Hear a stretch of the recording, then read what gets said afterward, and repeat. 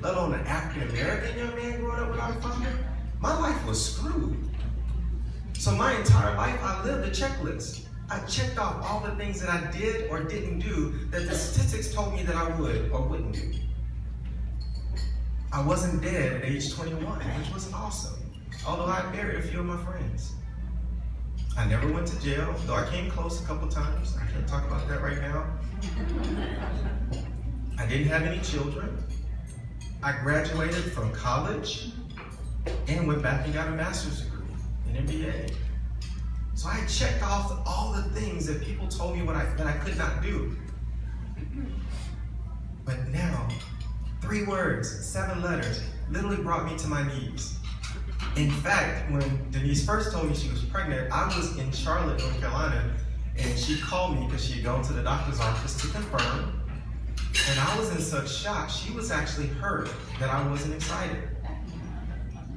But she didn't understand what I was dealing with at that moment, because I'm standing there looking out this window and she's telling me she's pregnant. I'm like, oh my God, what am I gonna do now? So the awesome thing is, we of course have our kid 2 years after moving to DC. The day before he turned 9 months old, I was on a flight going west to Chicago. My son and my wife were still in Virginia. I was being relocated with Allstate to start a new role. You guys get the similarity here? It was actually on that flight that I realized I needed to write this story because there's so many young people out there like me that are growing up without a father, that are growing up raising children by themselves. They need to understand how important it is.